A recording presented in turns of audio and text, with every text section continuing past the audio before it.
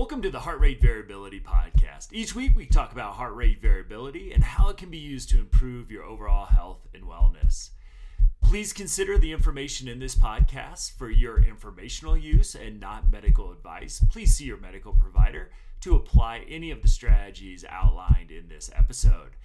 Heart Rate Variability Podcast is a production of Optimal LLC and Optimal HRV. Check us out at optimalhrv.com. Please enjoy the show. Welcome, friends, to the Heart Rate Variability Podcast. I'm Matt Bennett. I'm back here with Dr. Ina Hazan and Dr. David Hopper to talk about Chapter 3 in our book. So we were chatting a little bit. It seems like our listening numbers have gone up pretty dramatically. So if you're new to the podcast, welcome. You picked us up at a good time. I just encourage you maybe to rewind a few episodes because we are in the middle of the book series. And so we're publishing a chapter from the audio book every week. And then the three of us are getting together to chat about each of the chapters. So if you're joining us, you can probably listen to this one. I'm not going to tell you to hit stop, but you're probably going to get more of this if you just go back a few weeks to the start of this series. So with that said, Chapter 3 titled Job Demands, HRV, and Burnout. And I'm going to start us out here with a model that we present in the book. And again, if you listened to the chapter last week, obviously we laid this out. But the job demands and resources model, for me, was a challenge to myself back in 2020. I had the real honor to work with healthcare workers in New York City, specifically nurses. And I don't want anybody to go back there too much visually, but if you can think about what was going on in New York City in the spring of 2020, it was really traumatic. We didn't have enough protective gear, emergency rooms, ICUs, ventilators, morgues, everything was just being overwhelmed. And I started to talk to the providers at the center of all this. And why I call it a great gift is that I could see what was going to hit everybody. While it was centered initially in New York, this huge outbreak, there was nothing about a contagious respiratory virus that didn't make me think this was going to be in Boston, in Chicago, in Denver, and everywhere else in the country and in the world.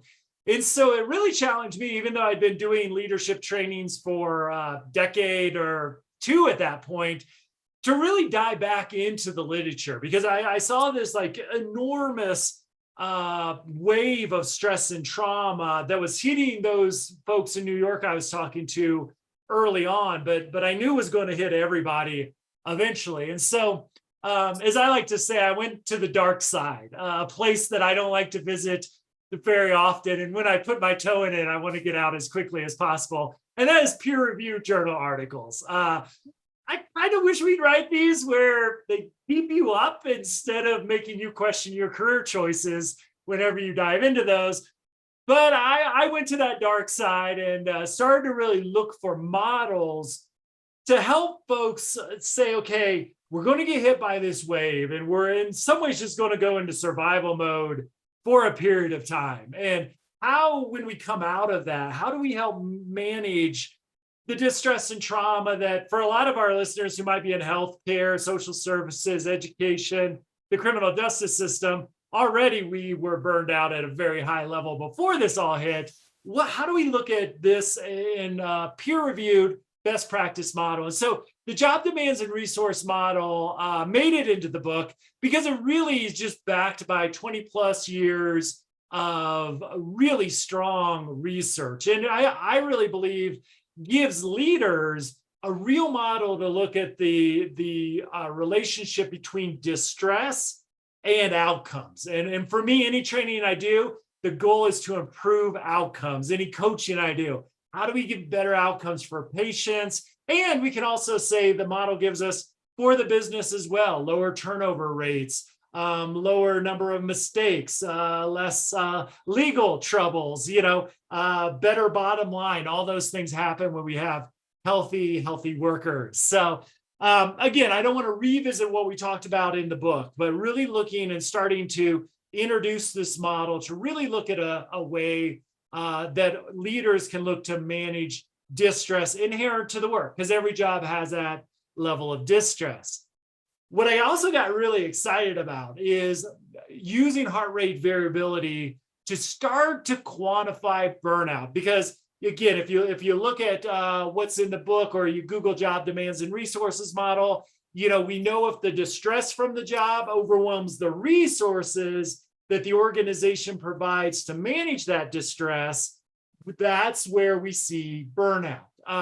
Burnout being what I like to say is the stress in our environment becomes, starts to challenge our coping skills. I kind of a trauma response, though I think in the early stages of burnout, we may just be more exhausted than in a fight, flight, or shutdown response. We're starting to, we got too much stress in our cup for too long a period of time. So I know we throw out some ideas in the book about, maybe if your 7-day average is below your all-time average, that might be an early warning sign. But I would love to throw it. Dave, I'll go to you first on this one. I know somebody who is obsessive like me, checking heart rate variability every morning and probably several times throughout the day now. I wonder, as you look at HRV as a potentially early warning sign of burnout, work distress, maybe keeping your cup, challenging that window of tolerance a little too much. Just love, after years of tracking this for yourself, just sort of some insight that you might have about what you look for to say, okay, I need to start thinking about what I'm going to do so I don't get worse and see my numbers drop even lower. Oh, absolutely, Matt. So as we touched on in our last episode, that the day-to-day variation, yes, you can look at that, but it's those bigger trends, like when we start to pull out to a week, to a month, to a season. Those kinds of trends are going to be where we really see something, possibly dramatic, possibly something dangerous from a health standpoint, starting to take place. So when we start to see a trend going down over a week and we don't see that recovery happening, well, that's a warning sign that, all right, I better pull it back together. I better lighten my load, whether that is offloading some stressors, or whether that is adding in some more me time, some more happy time, some more positivity in my life, whatever that may be. But then when you see that really start to carry into 2 weeks, into 3 weeks, into a month, now this is something that is becoming long-term. This is something that is becoming, a chronic problem, and without a doubt, will start to lead to breakdown of the system in some way. So, you can look at it as the cup starting to overfill. You can look at it as well, like you have the gas pedal stomped down on your car for far too long, right? And how long can you drive with the gas pedal all the way to the floor before something breaks on your car, right? You wouldn't do that to your car, so why would you do that to yourself? You can look at it that way too, right? At what point are you going to stop and just have the mechanic check out your car? So it's no different with us. We have our own gauges, and HRV is one of the best gauges, because it's looking into our autonomic nervous system, the system that manages all within our body, right? So yes, as you start to see those trends drop, that is a clear indication to pull off the road, to go to a maintenance shop, right? So yeah. Great way to get us started. I wonder what your thoughts are on this. I love Dave's metaphor of a car, to perseverate on that point for a moment, because I think it's so important. We take care of our cars better than we take care of ourselves so often, right? If nowhere we driving with the gas pedal all the way down for too long, and if the car is telling you service needed, we're hightailing our way to the mechanic, right? And we don't always do that for ourselves. Sometimes it's because we don't know, but now with HRV we really don't have that excuse. because we do know, and we can choose to keep track. We can choose to take those morning readings so that we can pinpoint, as Dave mentioned, those early warning signs where things are, relatively easy to reverse, right? Maybe it might just require that step back. Maybe I haven't been sleeping as much, or just a little too much on my plate, right? What can I do now?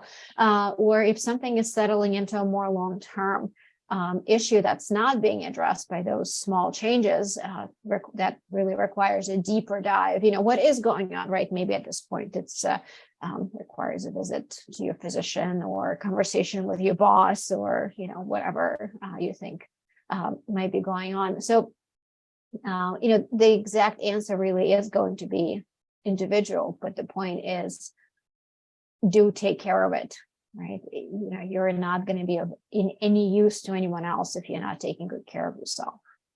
Right. And we talk about a little later on in the chapter, identifying your warning signs. And we talk about that from a physical, a kind of emotional or mental health, also a social aspect in different ways to sort of track. And I think, in a lot of the HRV stuff we talk about, the objective and the subjective go together. So really looking at, your early warning sign might be as a non-breeder, I'm in awe of you that do this hard work and then come home and raise healthy children.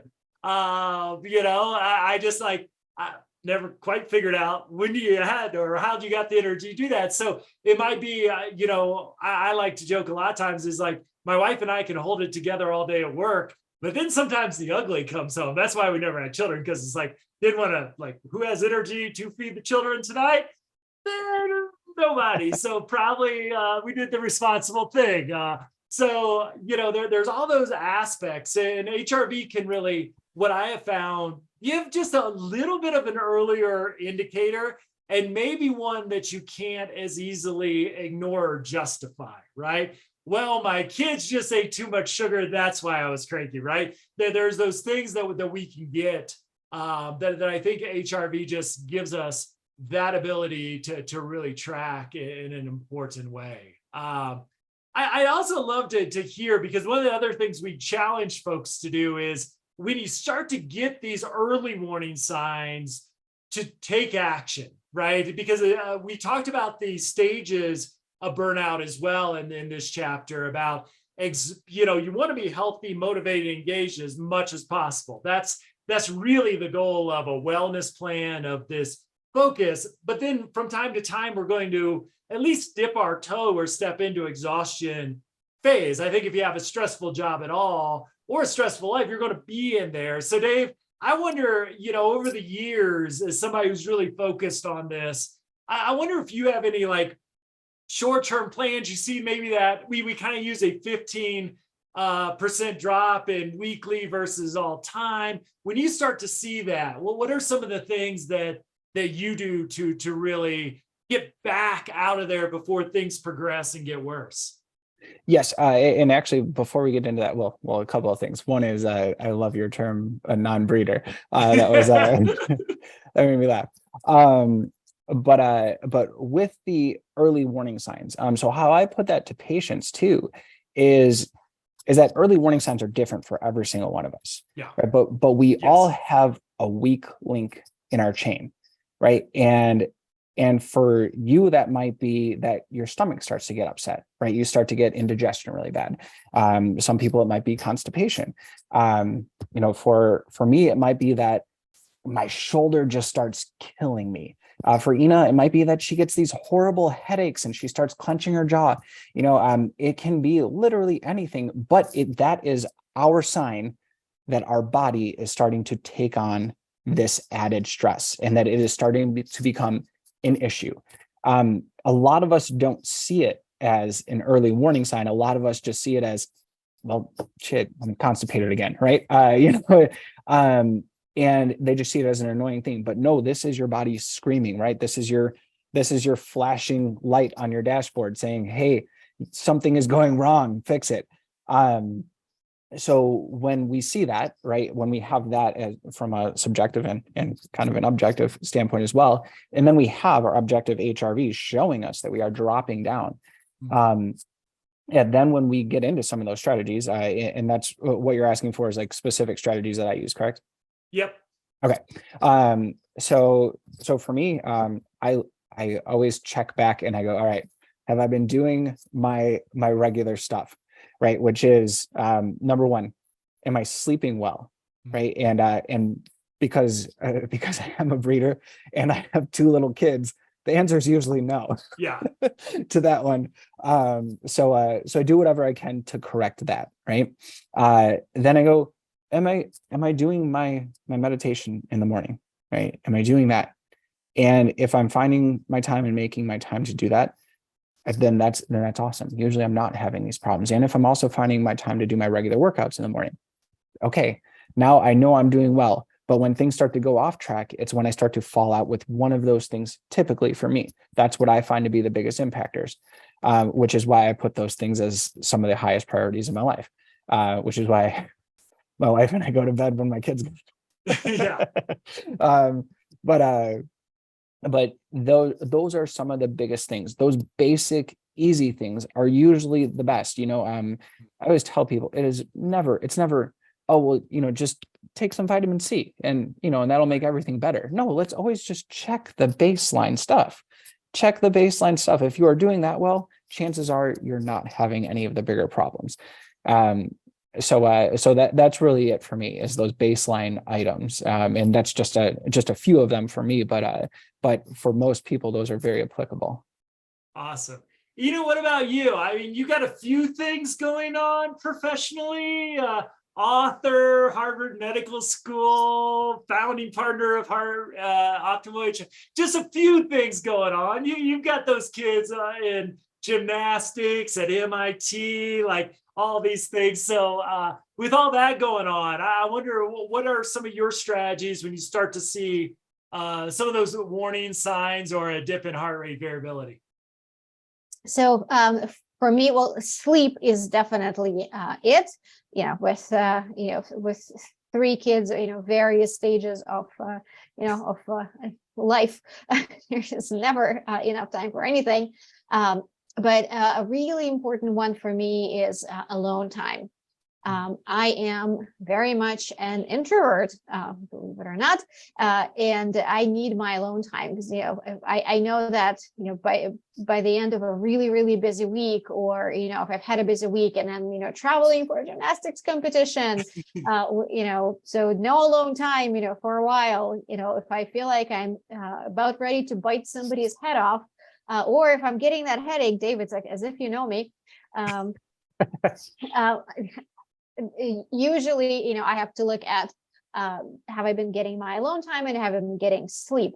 And oftentimes those two are intertwined for me, because if I go too late into the evening, I'm not ready to go to sleep yet, and I really need some alone time, I'm going to stay up too late and I'm going to go and, read, or just or meditate or do my HRV training because I didn't have a chance to do it during the day, or one of those things. But then I end up going to bed too late and still have to be up early. So those two go hand in hand for me, and they're the first thing that I need to address if I'm seeing my HRV going down.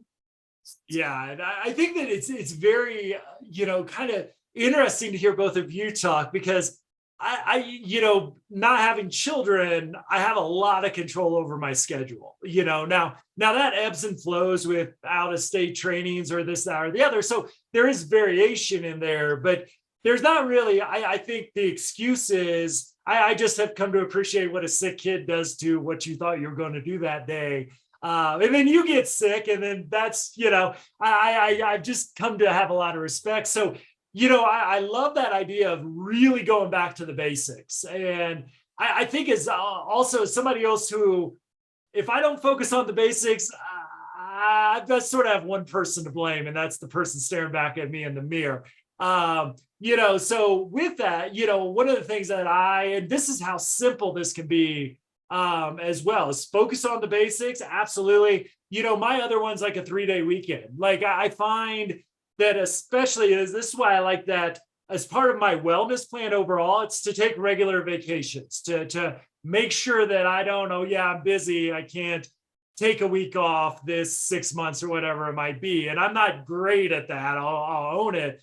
But then it's like when I see that drop, it's that one extra day just seems to be magical for me. And I actually now have HRV data to show if I can get that day scheduled, scheduling actually boosts my HRV, and then I have to take it. I try to manipulate myself to just keep scheduling 3-day weekends and then canceling them.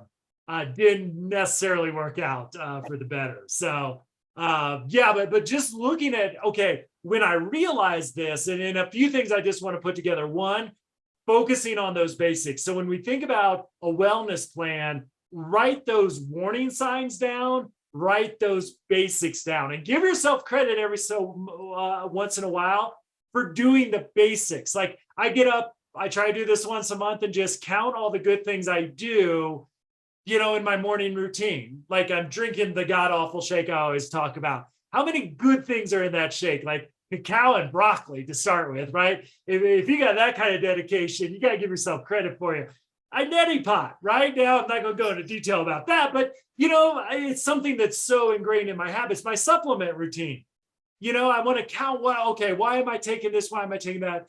Just as a reminder. And then again, when you realize this, have a plan in place when you start to see that dip, because when we start to get stressed out, I think it's so easy to just be in the stress, and then that just gets worse and worse and worse. So really having that plan ahead of time to do this is, I think, definitely important. And write this stuff down. Again, you can download the book at optimalhrv.com. Just scroll down a little bit. We're giving it away for free. Follow through with us. There's the handouts there as well. One interesting question that's come up for me, because, my work, when I work with organizations, when I work with leaders, I've got the most burned out occupations in the room. It's who I'm working with: healthcare, social services, education, criminal justice folks, all dominating those top categories for burnout. I would love to just hear any experience you had with like athletes or Navy SEALs. I know you've worked with, but high performers that we usually don't see in the top. You don't see professional basketball players, one of the most burnout professions. But I'm assuming, and Dave, you're start with you maybe on this, as having been a professional athlete yourself. I know working with other high performers. How do you kind of see this manifest with them that might be different than a C-suite executive who's working 80 hours a week and never disconnects on the weekends? Do you see any difference between those two categories of folks? Well, it's very interesting, the turn that has taken with athletes, especially as of late. And I can't put an exact number on the amount of years, but all of a sudden the focus has shifted from work as hard as you can, run yourself into the ground, to no, recovery. And it is about 30 years too late for me personally. Yes, right. Yeah, because that was the model. When you were playing college basketball, right? Just run as hard as you can until you puke, and then get up and do it again. Yep, absolutely. It was a badge of honor to bend over that trash can. Yes. And it's so cool to see that even coaches are so well informed that recovery is what makes your athletes great. That recovery is what makes the difference between the team that, can push it at the end of the game versus the team that's burnt out at the end of the game. Yeah. Right. So seeing that within athletes starting to shift their mindset towards recovery and starting to become a little bit more aware of, okay, I think, this might be going on, that might be going on. But I think athletes do an amazing job of being there and being present when it matters for them. Yeah. And then they do an amazing job of falling off the wagon as soon as it doesn't anymore. And not caring at all, which can be very frustrating from the person, trying to help them or guide them. So So, that's it's really cool though to see the dedication and to see that they will literally do exactly what you say. They will not waver at all from doctor's orders, from coach's orders. And that's great, because when you tell them it's time for recovery and we tell them to watch their numbers until they hit this, they will watch until it hits exactly that. Like, I meant like around, it didn't have to be exact, Right. So it's very cool to see that, with the high performers. However, I as well would love to hear about, like the high performers, like Navy SEALs and a special troops and whatnot that Ina gets to work with on that. So Yeah. so please. The funny thing is, I've seen some of the highest HRV numbers and some of the lowest HRV numbers among those high performers.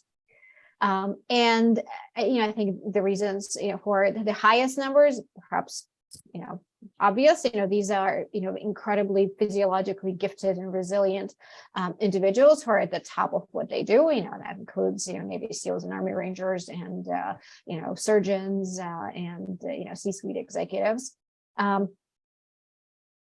But, without proper care, without proper recovery, proper sleep, at some point they end up among the lowest HRV numbers I've ever seen, because they burn out and their nervous system burns out, because the high performing individuals are capable of really high performance. They expect really high performance from themselves. Everybody else expects really high performance from themselves, but they very often do not think about recovery, or they're not allowed that time for recovery, right?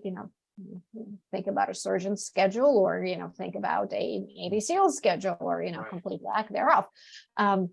And sometimes it's avoidable, sometimes not so much, but it's not, regardless, the nervous system doesn't care whether it's possible to recover or not. It only cares whether it's actually capable of doing so, whether it has the time. And if there is no opportunity for recovery, that is absolutely reflected in HRV, and it's reflected in the person's experience, which often results in kind of, the more the person feels like, I'm getting burnt out, I'm not performing at that same level, then they put more pressure on themselves. Then they dedicate even less time to recovery. Then they push themselves even harder.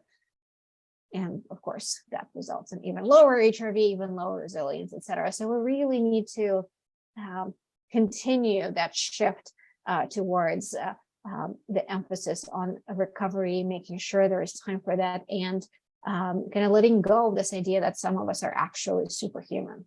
Yeah. What are you talking about, Ina?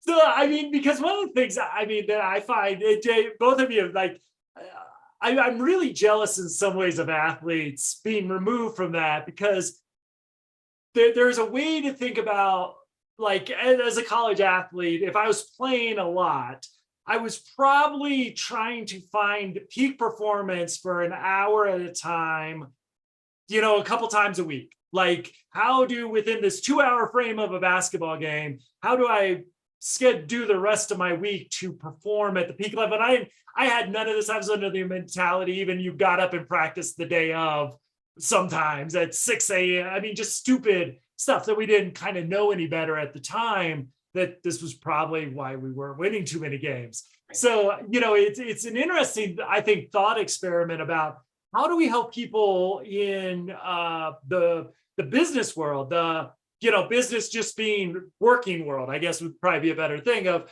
is you have to be on for 40 hours plus. And I know a 40-hour work week is kind of a myth at this point, but how do you look at that as bringing your best self to that work when it's important? And that's, I'm really interested. We talk about this in later chapters, like hyper efficiency sprints, those sort of things. I'm really fascinated with this 4-day work week research that seems to be coming out of, almost saying, hey, is that if you actually, let people recover, you'll get as much work done in one less day than 4 days as you do in 5 days. You get the same amount of work done.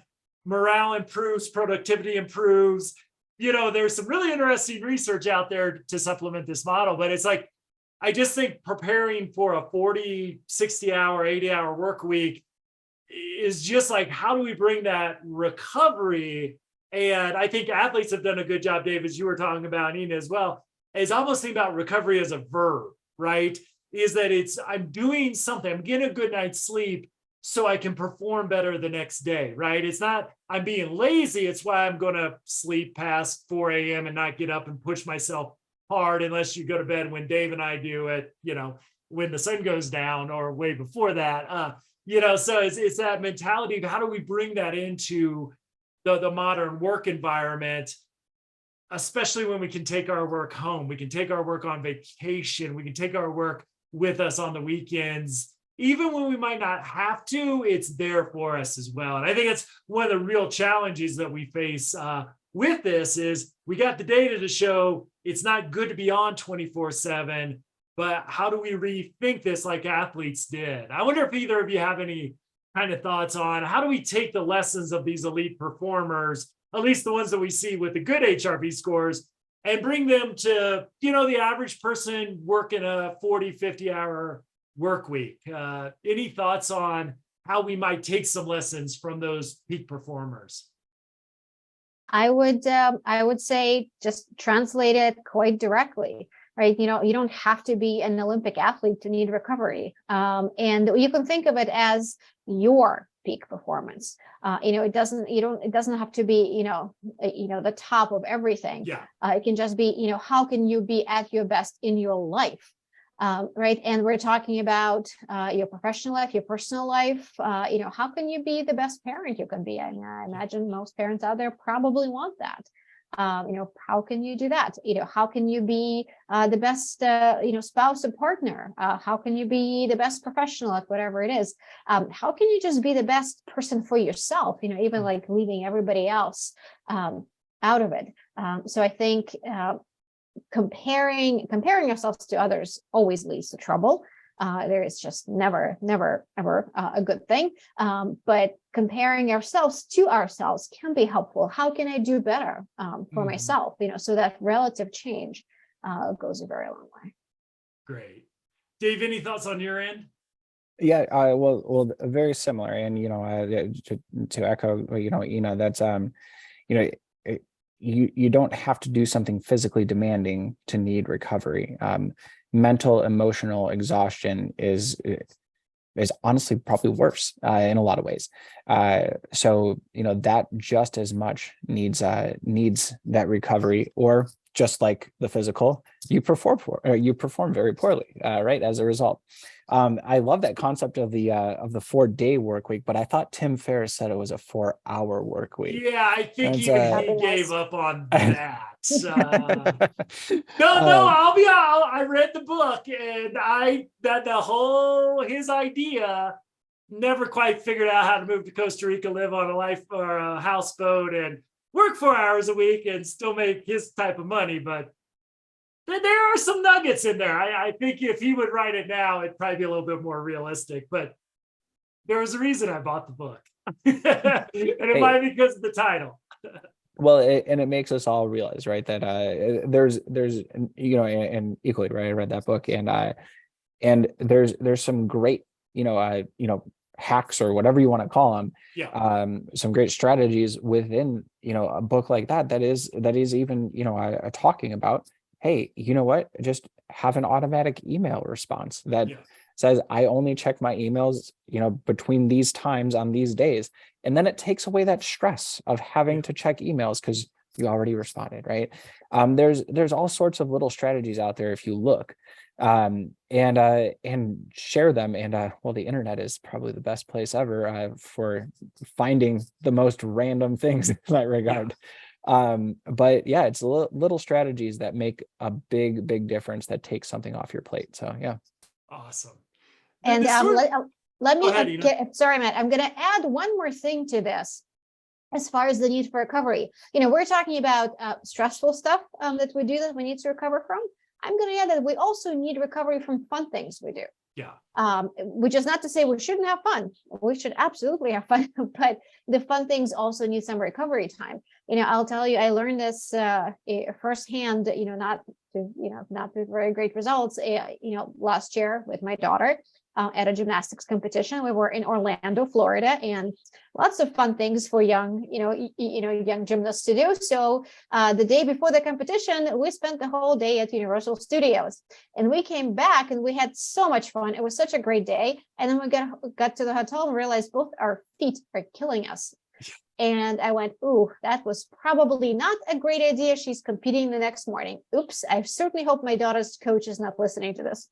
But, the next day results were not quite to expectation. So, since then we've been really paying attention to this. This was, definitely a lesson learned. And the same competition is coming up soon, and we're going to be much more judicious about how we're spending our time with Universal. It makes the fun things are important, but we also got to give ourselves recovery time. I think that's great. We'll talk about in future chapters too about how do we look at that and how do we have fun and recover, because those two things, I've had to pay a lot of attention to what I do during those 3-day weekends, because if I'm out late, concerts, snowboard the night, then I can actually wear myself down even more. Yet there is a benefit also to having fun and push myself hard on the mountain. So I think HRV gives us that really nice quantitative feedback. Is I honestly, this Saturday and Sunday, after the craziness of my wife had surgery, I had just up and down day of the week at work. It just it's like I basically just sat on the couch. Like I had the idea I could get up, but I I almost just need to sit here. And then I woke up in my highest HRV score in probably 3 weeks, because I played Civilization on the couch the whole week. My Civilization is dominating the game, just in case anybody's interested. But it was just sort of what I needed, was to just sit on the couch, just watch stupid documentaries and have that is my recovery time. And now I've got the energy I need for this week. And I wouldn't do that every weekend, and I wouldn't encourage that, that sedentary thing for everybody. But I just listened and said, okay, I need this right now, and paid off in the kind of long run. So I want to kind of end, because we end this chapter on creating a wellness plan. And I don't want to dive too far into that, because you need to download the book. You've listened to the chapter, get that wellness plan written down. I think it's such an important thing, is to really write it down on paper. What are you going to do? Because when you get stressed out, again, it's not the time to plan your way out of stress when you're overwhelmed by the stress. Try to find some time to really focus on that plan. But I think one of the things I kind of want to go out on today is what I think is really important, because and I think I share this in the book, is the one piece of self-care advice I got throughout 9 years of college was leave work at work and home at home. And obviously, from a mental health perspective, there's some things to think about. And I kind of started to get that advice before email, and it was going to go away towards the end, because we could now log in to our work email and do work at home. So that advice got less and less, to the detriment, I think, of everybody. But we've got this personal life, mixed into our HRV score as well. And so, I just love to get thoughts, is we only get one cup. And so, I just kind of wonder, kind of how you look, Dave. Maybe somebody comes to you struggling on both ends. How do you help people think about both the personal aspect to performance as well? Is that I'm a high performing C-suite, but my marriage is a wreck, I'm drinking too much? How do you help people kind of think about that heart rate variability, that RMSSD score, in a more holistic way than just work? Because hopefully we're spending more than half our time, even though a lot of it's sleeping, outside the work environment. Yeah, well, that's huge. I mean, and it's back to what we've been saying, right? If you're not finding your recovery time, and for a lot of us, that is having fun, spending time with loved ones, eating healthy, exercising, those kinds of things. If you're not doing those things, work performance is just going to crash as well. No matter what level, you find yourself at. So it's that simple. You have to be taking care of yourself. And that doesn't mean just eating healthy. That doesn't mean just exercising, right? It's everything. If you're not covering your entire life, looking at every single category of your life, eventually that's going to catch up, and it's going to create a stressor. Say maybe my love life is great, right? I have a great relationship with my children. I do great with exercise and eating, but my finances are horrible, right? Then that's going to eventually spiral, and that is going to eventually become a huge stressor for me. And that is going to be something that is ultimately going to be, taking me down, more or less, right? So we do have to look at the entire life, right? And granted, as somebody's doctor, I can't tell them, well, make sure you pay off your credit card every month. But it's taking that step back and realizing that everything affects everything else. So if we aren't paying attention to every area of our life and making sure that we're healthy in every area of our life, then we are going to be, ultimately shorting ourselves in some way or another. I think that's a great way to look at it all. And there's actually some great programs, that will that look, deeply into each area of your life. But for me, I try to do that the best I can. Pay attention to every single area of my life to make sure that not one over stresses me. And I try to echo that as much as I can to my patients as well, that everything is important. There is no less important part of your life. So, any thoughts on this? Yeah, I absolutely agree with Dave on this. There is no less important area of your life, and even if it might seem that way, it will eventually catch up. So with pretty much all my clients, at some point we have a conversation about values. And I think it provides a really nice framework for taking a look at every area of your life. What's important to you? What's important to you when it comes to work? What's important to you when it comes to your family? What's important to you when it comes to self-care, friendships, spirituality, community involvement, etc. So, there's certainly some structured questionnaires you can use that will, make sure that you're looking at every area of your life. And this is a really nice touch point because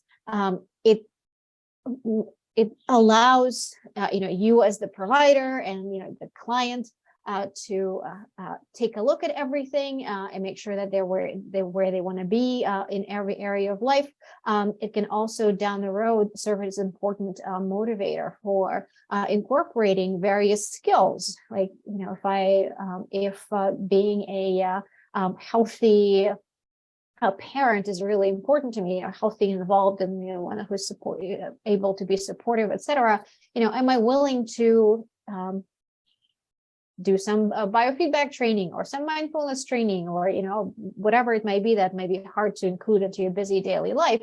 So values are a really nice way to start down the road of let's review what's important and then motivating change that way.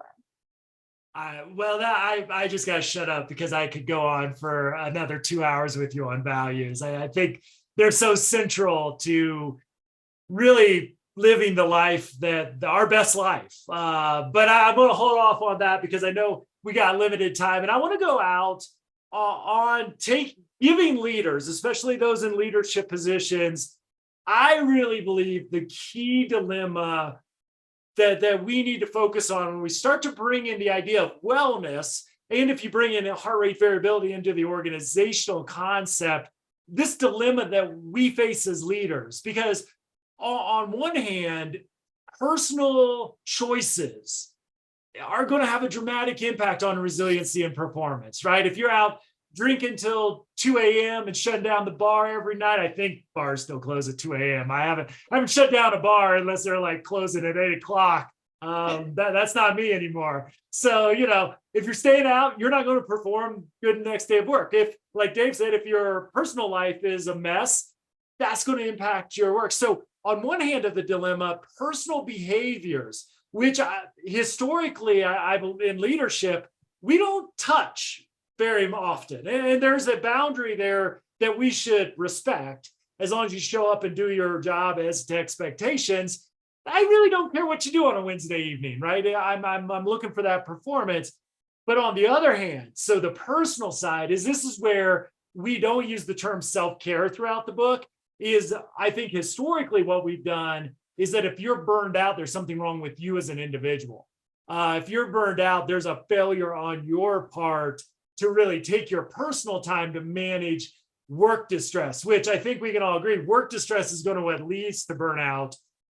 There can be trauma in personal life as well, but when we talk about burnout, what we're talking about is the organization fails to provide the resources necessary to help manage the distress from the work. And then that is for leaders, I think the real challenge right now is there's what we see with the job demands and resource model. Does the personal behaviors play a role? Absolutely, yes. But the major finding is organizations that thrive and get the best outcomes possible do a good job of providing resources, which we'll pretty much talk about in every chapter from here on out, provide resources to offset that distress. So it doesn't relieve the organization or the leadership. In fact, I think it puts more emphasis on there than our traditional thinking. Don't blame the employee for being burned out. That should not be our default stance. So that's a good challenge, I think, to lead us into next week's chapter where we really start to look at this in more depth. So Ina, Dave, thank you for this great discussion. I love these. It's like I said, months after writing these chapters, it's so fun to revisit that process with you both. So again, you can download the book for free at optimalhrv.com. Just scroll down a little bit. You can also download my book, Heart Rate Variability, the Future of Trauma-Informed Care, for free as well. So we want to be part of 2023, the year of resiliency and recovery. And with that, Ina, Dave, thank you so much. And everybody, we will hit chapter 4 next week. Thank you, Matt. Awesome. Thank you, Matt.